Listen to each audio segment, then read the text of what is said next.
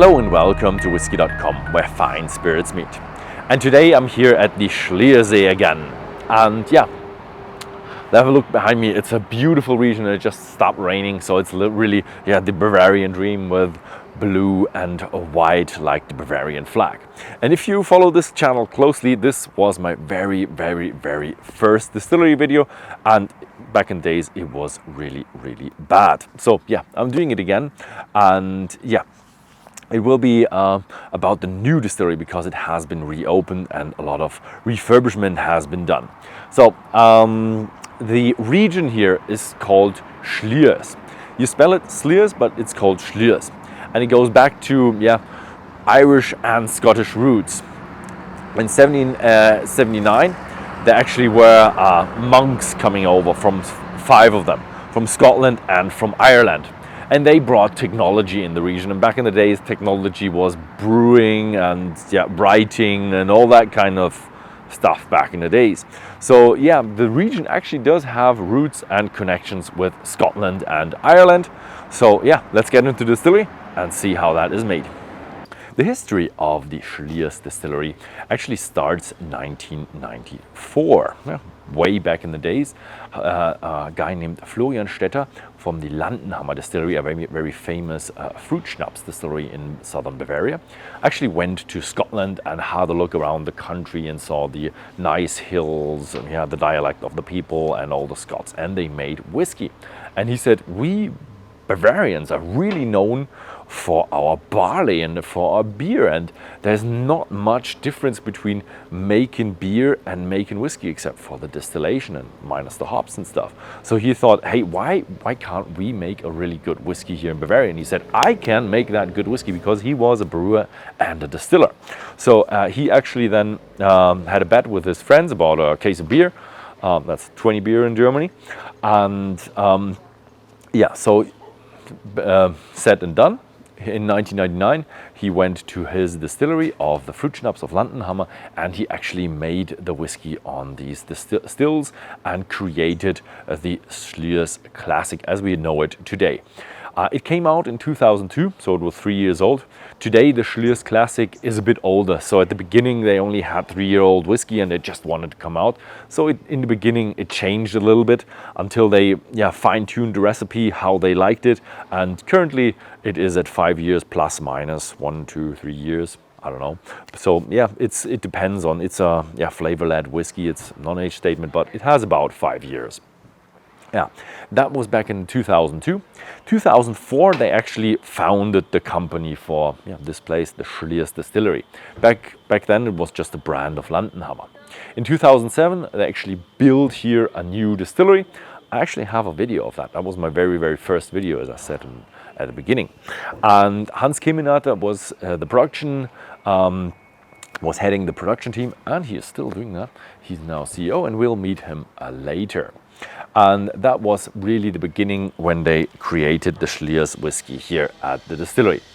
And in 2013, they then did the release of more bottlings. At the beginning, they only had the classic, the cask strength, and the liqueur. And they then added more, the Oloroso finish, the PX finish, and all that kind of good stuff that we see in their range today.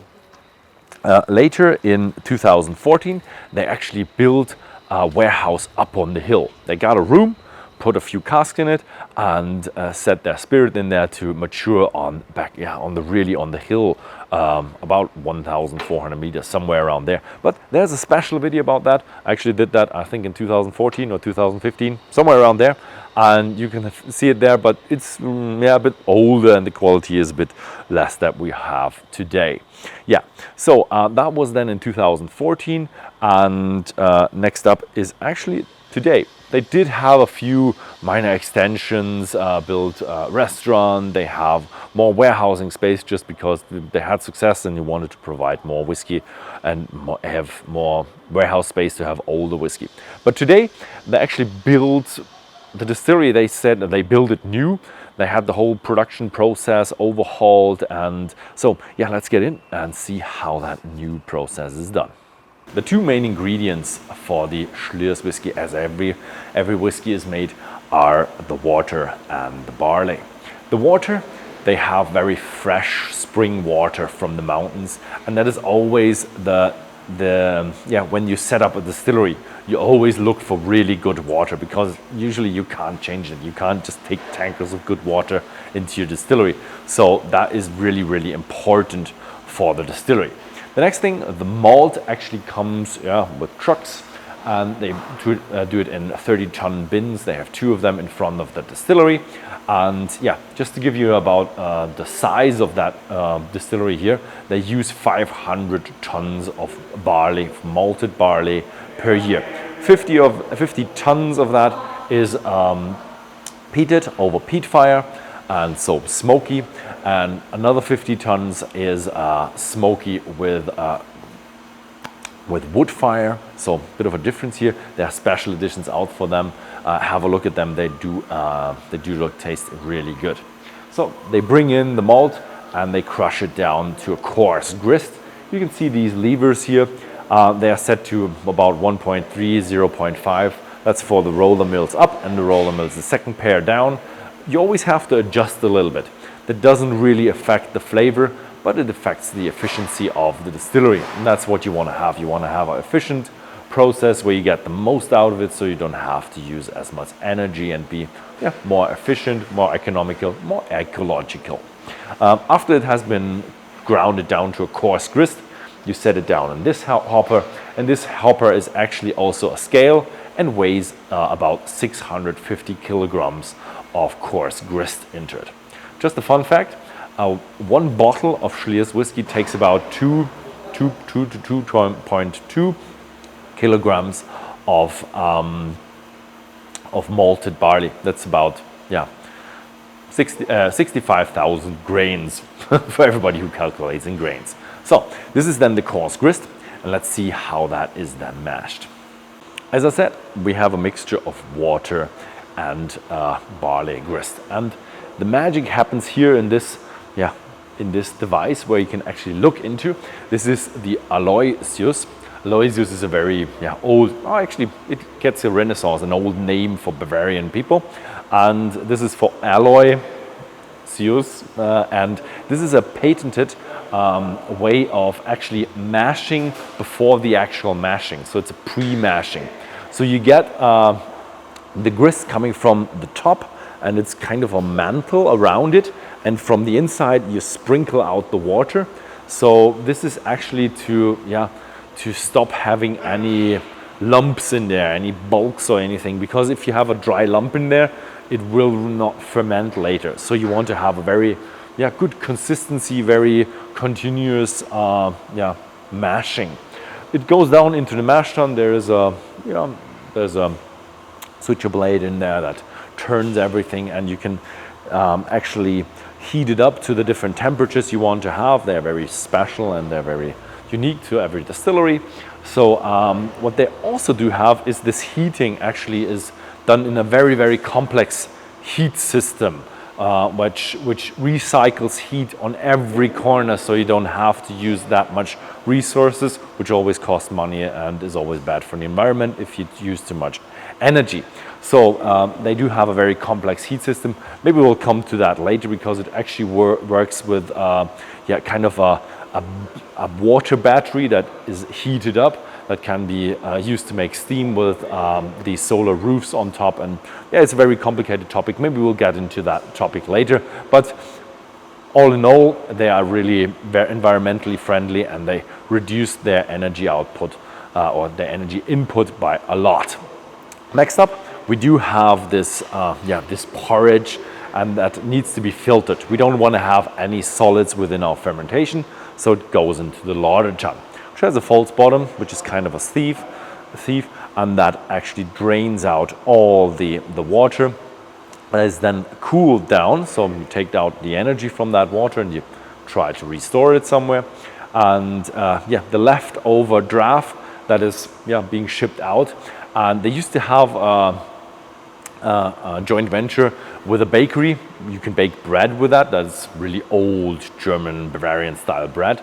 And that they don't do it anymore, but they have an upcoming opportunity to do it with a bigger one. So actually, yeah, they will bake Schliers bread again.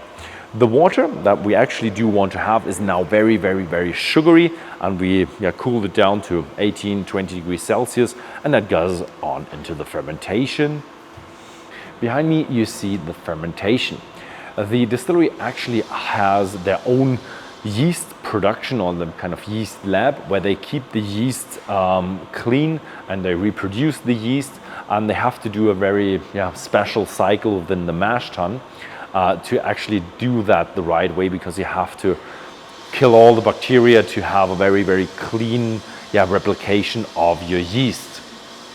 When you have a normal mashing, you do it 4 times to fill up one of these 10,000 liters containers, and you have 10 of them. So that's quite a number of fermentation tanks, although they are not producing that much with it, because they actually have a long fermentation duration. That's because of their flavor. When you have a short fermentation, you have to go really, really warm, and that produces some flavors that the Slyrs Distillery doesn't want. It's very much copied from the beer industry here, and German beer is really good, so that's a bit of an influence from the beer industry.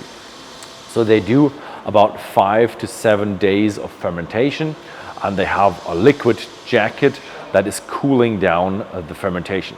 So they can start with the fermentation that is normal, and they can have the same fermentation all year round.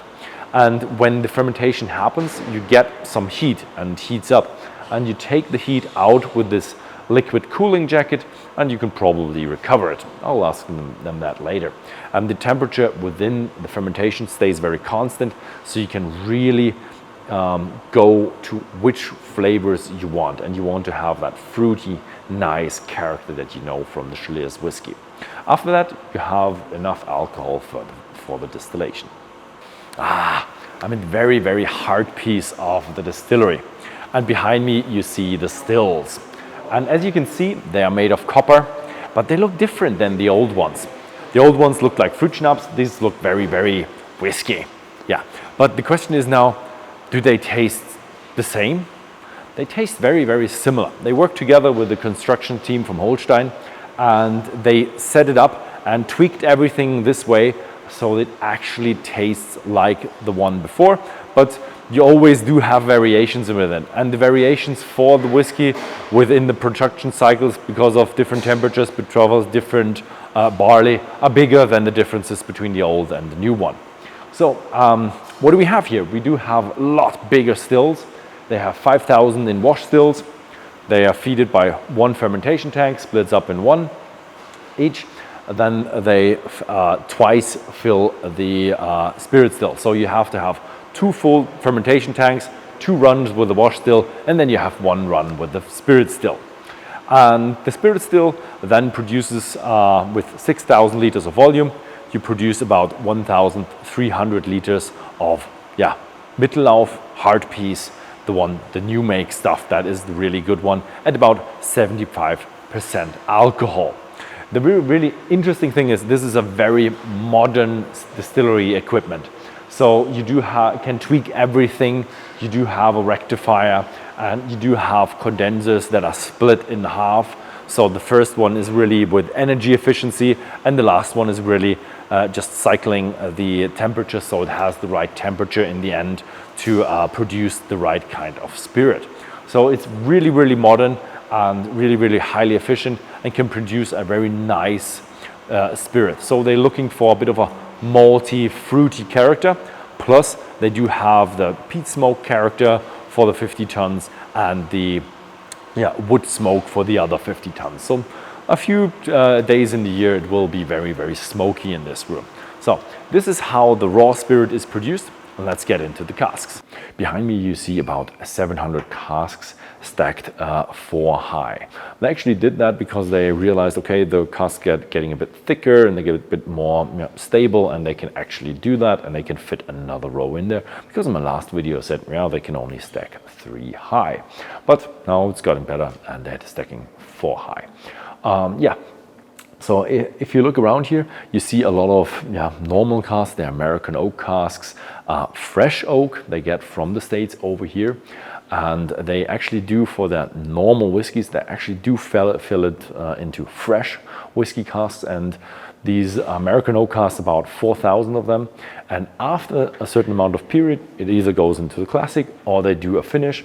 And these finishing casks are done into 1 to 3 years. Either it's a refill or it's a first fill. And these are about 500. So the ratio is about 4,000 to 500. And that is very, very interesting. So this is for the normal whiskies, the age statement whiskies, the 12-year-old, the 18-year-old. If you would fill that into a fresh cask, that would be just too oaky, too woody. So what they do is they use their own refill casks to fill in a new make, and the cask is a bit lighter and it can withstand the whiskey for more duration and still have a nice flavor of the distillery character and flavor from the cask in a better balance. So this is the 12 and the 18 years currently. Maybe we'll see, I don't know, 25 years in the future. I'm not quite sure what they're gonna do in the future. So these special casks, I've seen some Mizunara casks here, very, very interesting.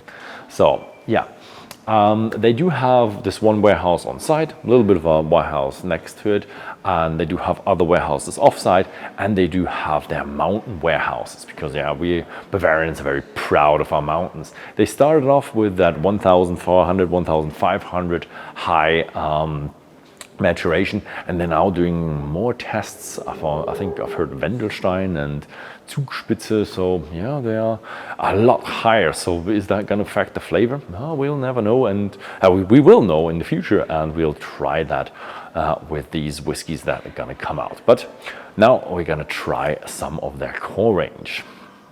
So this was it with the production, and now we're coming to a tasting with Hans Kemenata. I do know you. 26 years of whiskey. You started off like in the apprenticeship, like a little boy, and you always stayed with the Slyrs project. Yeah, that's true.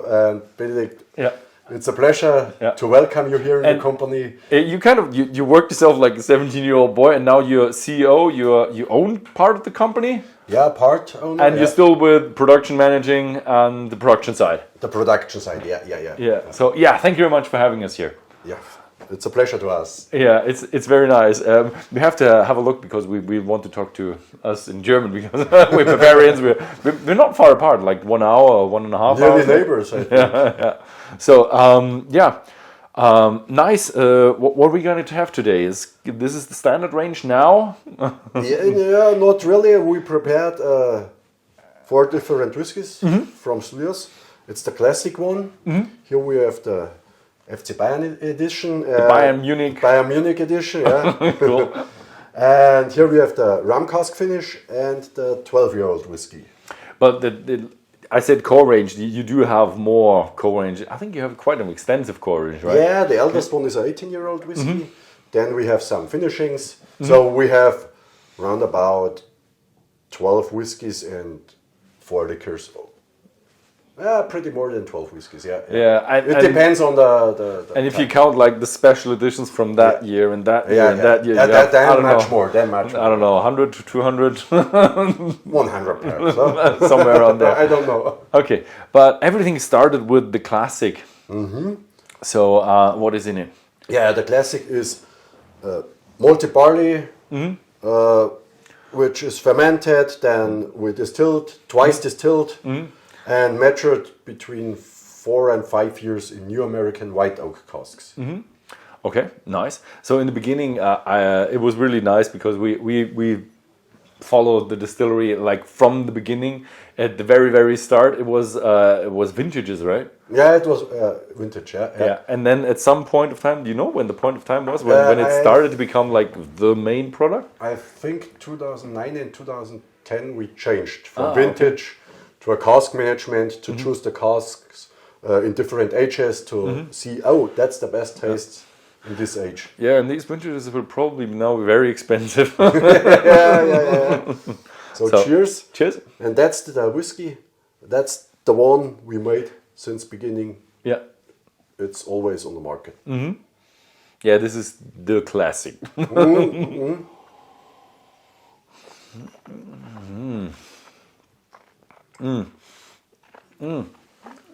And I like it. It represents you very well. Malty, it has a bit of sweetness, it has a bit of herbs, but it has a bit of everything. Yeah. And it's the intensity is quite intense, even though it's like 5 to 6 year old or somewhere around there, or 4 to 6 year old. It's quite intense because of the fresh casks. Yeah, that's the point. The vanilla, the spiciness you have. Yeah, spiciness comes in through. Yeah, I like it when distilleries, a lot of distilleries are just, or Scotch distilleries are just too afraid of new casks, fresh casks. Yeah, it's now lighting up a little bit, but I do like it when a distillery just uses fresh casks because they have something to offer. Yeah, and the idea was we didn't want to take some used barrels or casks because we wanted to make our own whiskey. So no other product before, no sherry, no bourbon. So that's the Slyrs DNA. Yeah. So that's it. Yeah, that is really nice. But what is also like quite unique about your distillery is the mountain warehouses. Yeah, I don't think I've seen any warehouse above 1,000 meters yet, except here. Yeah, so we started after we experienced with casks from sherry to rum to do this way to this way. We said, oh, let's go outside and go up the mountain. Okay. And it's not only the height, we also have the nature, the climate.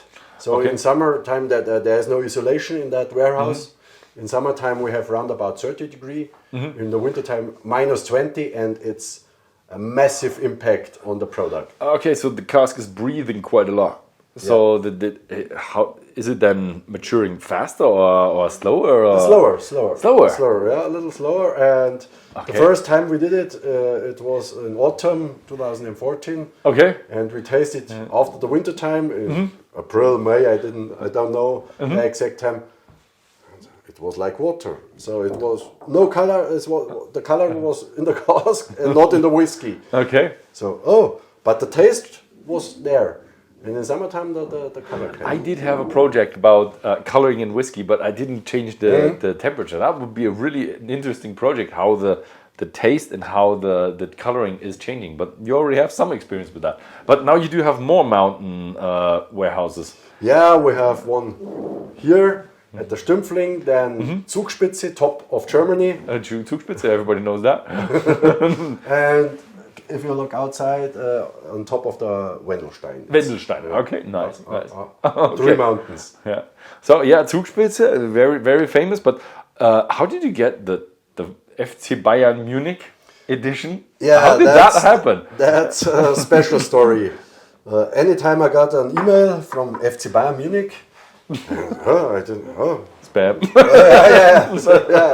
And the question was, can we do a whiskey for our FC Bayern Munich fans? So they actually came to you? They came to us and I said, how can it compare? And I was very, I didn't know how to handle it. Then I waited, then they came and they said, we want,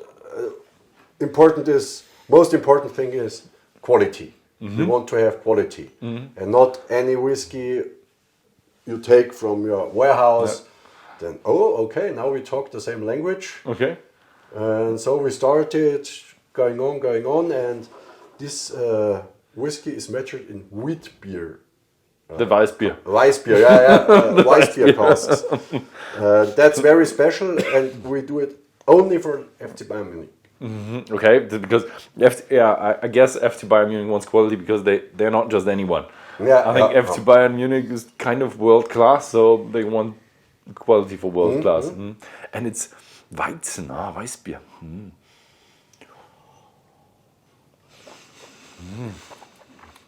Very fruity, pineapple. Pineapple, tropical fruits, bit of creaminess. A little bit of herbs in there. I'm not quite sure if that's distillery character, maltiness. So you do feel it's a Slyrs, Yeah. It's a Slyrs. Yeah. You can taste it. You feel it's a Slyrs, but it has a bit of on top of it. It's solely matured in Weissbier casks. Yeah. Okay, because it feels like Schliers would like finish or something, but it's a different cask. You know? I like it, but it's a bit easier also. It's easier, yeah. It's a bit easier. You can, it's an everyday's whiskey. So easy to drink. I think you can enjoy a dram next to a game. Yeah, I think so. One glass per halftime. Yeah, one glass per halftime would be a good idea. I think here 1 glass per full game would be a bit dry. Or maybe you have 1 glass, 1 Weissbier, but depends on how you like it. So, but I've been through the distillery and there was a big topic of sustainability. We've seen a lot of energy conservation. So how was that in the project? Was that like really hard, or how was that? Yeah, that was very, very important to us. So the most important thing was the quality. That has to stay. Yeah. So that's not to discuss. But when we made the project, so we looked in every process. We saw we can do that, we can do that. So the hot water, the heat pump. So it was a very, very hard way with many engineers. I've heard that your heat pump actually can produce steam. Yeah. So it's not like your run-of-the-mill Hitachi heat pump. It's really a big one. And it's only made for us. Oh, okay. Because we have the hot water from the cooler. Okay. And it has 75 degrees, runs out and goes into the heat pump. And the gap to the steam is not too big. So we can make it with solar panels okay. From the sun. And I think it will work. And yeah, the thing is, I think you have now a big investment, yes. Yeah. But yes, environmental friendly, nice. But I think also it will pay out over the long run because energy. Yeah, on the long run, on the long term. On the long term, it will also be cost effective. Yeah, for sure. That's important. But it's. I think if you do business now, it's very important to see both sides. Yeah. If you just spend and you go bankrupt, then nothing is gained. Yeah. But if you can find the sweet spot, and I think if you have like hot water tanks, that you can use it like cheap batteries for energy. Yeah. Because batteries are expensive, and if you store your energy in form of hot water, it's very cheap. Yeah. So that is a really good thing. And it feels good. And it feels good, yeah. And it's really good for your energy output. Yeah. Not just the you produce less CO2, but also like environmental impact that you don't take anything hot outside into you don't waste water. Yeah, don't waste water. So it's all of the checkpoints that you need to do for a sustainable business. Okay, so but I'm really excited that we got the rum because that is one of my favorites from you. Thank you to hear that. So what kind of rum do you use? Oh, it depends. So we have very, I think we have hundreds of rum barrels now. Oh, okay. So we have from Trinidad, we have from Barbados, we have also Guadeloupe, Martinique. So very, very hard rums, very, very light drums. So it's a mixture. It's a bit of a Easter thing and a bit of that tropical pina colada. Yeah. If you smell. Oh yeah, it does have a bit of that Caribbean style and also that spicy Caribbean style. Yeah. But it's you smell or you can taste Slyrs. Yeah, that's important to us. But it's a bit more than the Bavaria edition, I think. Yeah, it has the rum has more influence. Yeah, more influence. Yeah, and the ABV is 46%. There's quite some volume in there. The first thing that you have is the light rum, and then comes the spicy rum. Yeah, I like it. That's why I like the rum finish. Yeah, I can remember because it's complex. It's very complex. Yeah, it's very complex. Yeah, and to compare whiskey and rum in barrels, it's not too easy to do that. The way is very long because you have two spirits, they can crush. And if you do it the right way, they can compare. Yeah. I think if you sit at home and you just analyze whiskey, it's very easy, very nice. It's not easy. You have a bit of training, but it's comparably easy to when you want to make something and try to mix it to get that, or to find something that harmonizes, it's really hard. Yeah, it's a way. It's a way. A lot of respect for these But warehouse it's fun. managers. It's fun. I mean, if you do it like 24/7 or like your like 9 to 5, then you'd probably have more time and more experience with that. Yeah. And you have not to decide it now, so it's on the way. You can. Okay, now let's do this. Yeah. I had a very special cask before, and I have to say I would probably not get a good warehouse manager, because you said, yeah, let's wait it for another 1 to 2 years. I would be like, that's good. Why are we not filling it now? I heard that. I saw it. I'm not enough. I wouldn't have enough patience to run a warehouse. That's not me. You must have. If you have a warehouse, you have to have patience. So, but from the production side, as you're a production leader as well, so how hard was it to get like the production up and running and to be similar enough to say you can call it Slyrs? Yeah, that's the goal was to do the same whiskey like we did before. So, but that's the problem. You changed few things in the production. You got other processes. You have the yeast. Yeah. Now we earn the yeast on our own. So you have other distills. So the distillery changed from the look. Yeah. So or from the shape. Yeah.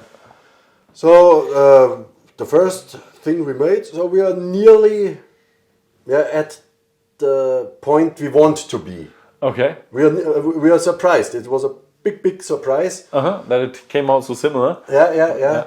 So and I think that the next month we will. Oh, you're still in the process. We are still in the process. Okay. I mean, How long have you been producing? 2 weeks now. Oh, yeah. Okay, that is fine. And we are not too far, but it's a way we have to go to say, in the fermentation we have to do this, in the distillation we have to change this, and small things can change a lot. So Yeah. I mean, it's a hard process. I've got into contact with a few distilleries that just open up, like were silent for I don't know decades or something, and they were like, I don't know, we're in 2 years and we're not done yet. yeah. It's a process. So it's a process, and, but it's nice that you hear that you're nearly done. It's always a process. You have a product from the nature, the barley, the malt, the water. Yeah. The climate every year changes in the warehouses, so it's always and the difficult thing is to do the same whiskey in the glass. Yeah, that's difficult. To do one good whiskey, okay. Yeah. The next time you have to do it the same way. Yeah. Keep consistency is a big step. But I think you started off with the old distillery was also pretty modern, like with cooling jackets and all the stuff you had was not like hillbilly start. I would say. No. You're really good, and now you're like really good with excellent heat efficiency and all that kind of stuff as well. Yeah. I like it. But over the years, you always get new products. I can still remember how we launched at 12 years old, and it was really rare. It was really rare. 2,000 people at the distillery and 1,000 bottles of whiskey. But it was a good festival. The people enjoyed it, and the thing is, they liked the whiskey. Yeah, it was my first whiskey where I thought, if that goes wrong, but it worked. It worked. Yeah. I like it. It has the same DNA as the classic. It feels a little bit like the classic, but in a more gentle, more mature way. Yeah, harmony. Yeah.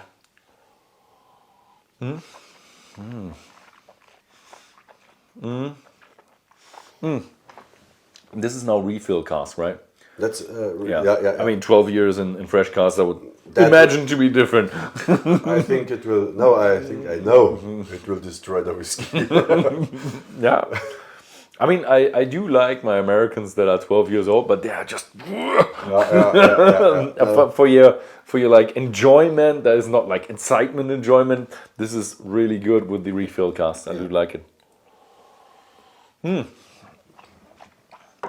I do like the philosophy. I didn't know. I didn't have. I don't know why I missed it, but that you have your own casks And your own refill casks. I didn't know that. That was like the idea behind that. That was the idea behind, because when we started, we said, first we want to do our own whiskey without any sherry aroma or bourbon aroma.